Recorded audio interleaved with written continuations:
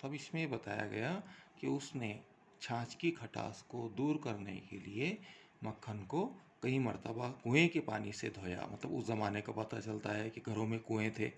اس طرح مکھن جمع کرنے کی کوئی خاص وجہ تھی، ہے نا. اس زمانے میں غریب غربا جو ہے کسی مہمان کی آمد کے وقت میں مکھن وغیرہ جمع کر کے رکھنا، پھر اسے گھی نکالنا، کیونکہ غربت کا دور تھا، غربت کا زمانہ تھا. ایسی بات عموماً مایا کے کسی عزیز کی آمد کا پتہ دیتی تھی، ہے نا. یہ کب ہوتا تھا کہ ایسی بات جو کچھ چیزیں جمع کرتی یا کوئی چیز جمع کر کے رکھتی، تو ایسا اس وقت ہوتا تھا جب کہ اس کا مایا کا کوئی رشتہ دار آنے والا ہوتا تھا. ہاں، اب مجھے یاد آیا، 2 دن کے بعد مایا کا بھائی اپنی بیوہ بہن سے راکھی بنوانے کے لیے آنے والا تھا. اب اس میں ایک بات پتہ چلی کہ مایا جو ہے اس کے شوہر کا انتقال ہو چکا ہے، وہ بیوہ ہے. اور اسے ہندو مذہب کے اندر ہم دیکھتے ہیں کہ ایک تہوار ہوتا ہے راکھی کا، کہ جس میں جو ہے بہن اپنے بھائی کو راکھی باندھتی ہے. اس کا مطلب یہ ہوتا ہے کہ بھائی جو ہے وہ بہن کی حفاظت کرے گا. ایک محبت کا پتہ بھی دیتا ہے یہ تہوار، اور ایک حفاظت کا پتہ بھی دیتا ہے کہ بھائی جو ہے یہ حفاظت کرے گا. اس لیے بہن جو ہے اپنے بھائی کو راکھی باندھتی ہے. تو اس کا بھائی جو ہے وہ باہر گاؤں سے آنے والا تھا، کائے کے لیے؟ اپنی بہن سے راکھی بنوانے کے لیے.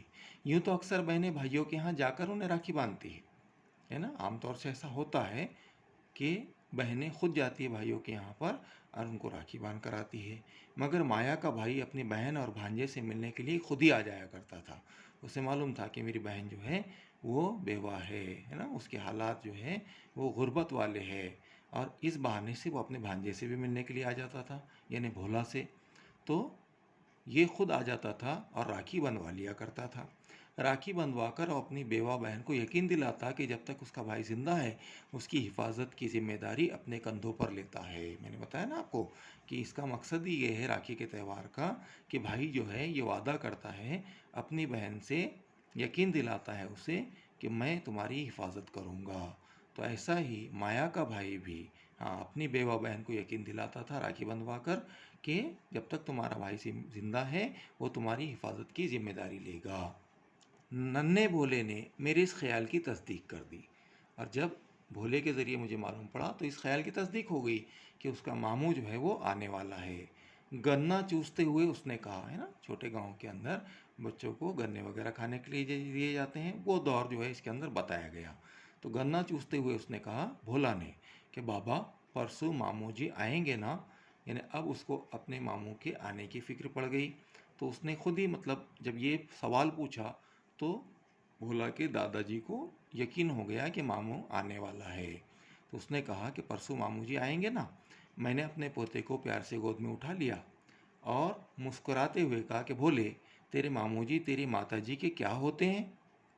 یعنی اب اس میں ایک بچے کی نفسیات، کہ بچہ جو ہے وہ رشتہ داری کو زیادہ نہیں پہچانتا، لیکن پھر بھی مسکراتے ہوئے دادا نے اپنے پوترے کو گودی میں لیا اور کہا کہ بھئی تمہارے ماموں اور تمہاری ماں کا رشتہ کیا ہے؟ تمہارے ماموں جی تمہارے ماتا جی کے کیا ہوتے ہیں؟ بھولے نے کچھ تأمل سے تھوڑی دیر اس نے توقف کیا، رکا اور جواب دیا کہ ماموں جی، ہے نا. یعنی بہن کے بھائی ہوتے ہیں ایسا جواب نہیں دیا اس نے، کیونکہ وہ سچ مچ میں بولا ہے اور چھوٹا ہے. تو اس نے کہا کہ ماموں جی، یعنی میری ماں کے وہ ماموں جی ہوتے ہیں. مایا کھلکھلا کر ہنسنے لگی، ہے نا. اس کی ماں کو جو ہنسی آ گئی. میں اپنی بہو کے اس طرح کھل کر ہنسنے پر دیدی دل میں بہت خوش ہوا، ہے نا. سسرے کو جو ہے اس کے بھولا کے دادا جی کو اس بات پر خوشی ہوئی کہ مایا جو ہنس رہی ہے. کیوں؟ کیونکہ مایا بیوہ تھی اور سماج اسے اچھے کپڑے پہننے اور خوشی کی بات میں حصہ لینے سے روکتا تھا، ہے نا. اس زمانے کے سماج کی ایک برائی جو ہے بیان کی گئی اس کے اندر، کہ اگر عورت بیوہ ہو جاتی تو اس کو اچھے کپڑے پہننے سے منع کر دیا جاتا تھا. وہ صرف سفید کپڑے پہنتی تھی اور دوسرے کوئی بھی اچھے کاموں کے اندر، خوشی کے کاموں کے حصہ نہیں لے سکتی تھی. وہ مہندی نہیں لگا سکتی تھی. وہ خوشی کے کاموں کے اندر حصہ لینے سے اس کو روک دیا جاتا تھا، سماج خود روکتا تھا. میں نے بارہا مایا کو اچھے کپڑے پہننے، ہنسنے کھیلنے کی تلقین کرتے ہوئے سماج کی پرواہ نہ کرنے کے لیے کہا تھا، ہے نا. ابھی ان کا دل بولتا تھا کہ ان کی جو بہو ہے نا، بیٹا تو چلا گیا لیکن بہو جو بیوہ ہے وہ بھی اچھے کپڑے پہنے، ہنسے کھیلے، سماج کی پرواہ نہ کرے کہ سماج کیا کہتا ہے. मगर माया ने आज खुद अपने आप को समाज के रूह फरसा अहकाम के ताबे कर लिया था, है ना।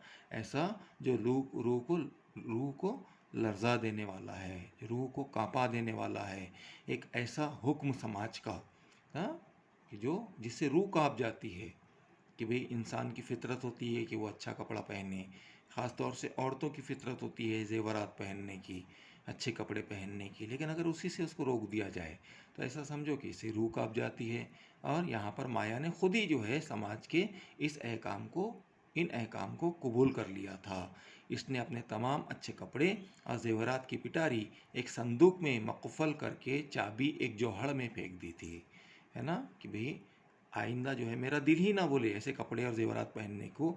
तो मैंने क्या किया था कि उसके तमाम अच्छे कपड़े और ज़ेवरात को एक पिटारी में बंद किया, उसको एक लोहे के संदूक में कुफल लगा दिया, और उसकी चाबी जो है बाहर जोहड़, मतलब एक तालाब हुआ करता था गांव के आसपास में, जहाँ गंदा पानी वगैरह जमा होता था या बारिश का पानी जमा होता था, तो वहाँ पर फेंक दी कि जब चाबी ही नहीं रहेगी तो संदूक नहीं खुलेगा, और संदूक नहीं खुलेगा तो ज़ेवरात और अच्छे कपड़े मैं पहनूंगी ही नहीं। इस तरह से उसने समाज के हुक्मों की पाबंदी की थी। इतना हम कहते हैं, बाद में इस पर जो है सबक को अगले इसमें हम आगे बढ़ाएंगे। अब इसमें से आपको क्या करना है कि मुश्किल अल्फाज के मानी आपको खुद लिखना है। जितने अल्फाज आपको इसमें मुश्किल नज़र आते हैं उनके मानी लिख कर आप घर काम के तौर पर रवाना करेंगे। अस्सलामु अलैकुम।